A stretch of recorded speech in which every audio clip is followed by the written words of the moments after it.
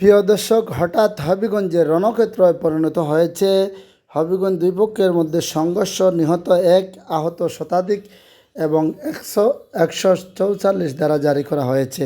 আমরা ইতিমধ্যে যদি বলি, হবিগঞ্জের নবীগঞ্জ শহরের দুই পক্ষের মধ্যে সংঘর্ষ দফায় দফায় 4.5 ঘন্টার মধ্যে একজন নিহত রয়েছেন শতাধিক আহত রয়েছেন এবং মানুষের দুই সংঘর্ষের সময় শতাধিক দোকানপাট হামলা করা হয়েছে এবং 10টি দোকান অগ্নিসংযোগ করা হয়েছে। আমরা যদি আপনাদেরকে বলি, সুরমাবাদ সেতুতে যে এখান থেকে দেখছেন, এই হবিগঞ্জের রণক্ষেত্রে পরিণত হয়েছে।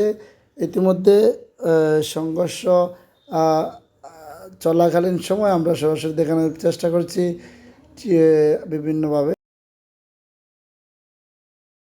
আমরা যদি বলি, নিহত ব্যক্তির নাম ফারুক মিয়া, বয়স 38। তিনি পূর্ব তিমিরপুর গ্রামের আউয়াল মিয়ার ছেলে।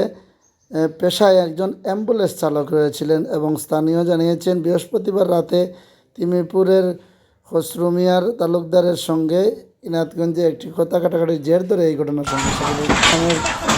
মৎস্যজীবী সম্পদ এবং লোকমান সংঘর্ষ জড়ায় 2 ঘন্টা থেকে বিকেল 4টা-6টা পর্যন্ত, 2টা থেকে 6টা পর্যন্ত দাওয়া পাল্টা দেওয়া এবং বাংলাদেশের অগ্নিসংযোগ ফলে এ সময় পুলিশ এবং ফায়ার ঘাট বিভিন্ন চীনের সহযোগিতা এবং এলাকায় 44 ধারা জারি করা হয়েছে।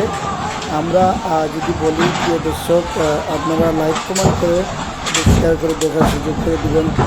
এই যে নবীগঞ্জ উপজেলা নির্বাহী কর্মকর্তা নিশ্চিত করেছেন যে এখন পরিস্থিতি স্বাভাবিক আছে এবং সেনাবাহিনী ও পুলিশের সতর্ক অবস্থান রয়েছে হবিগঞ্জ নবীগঞ্জ সংঘর্ষ ঘটনায়।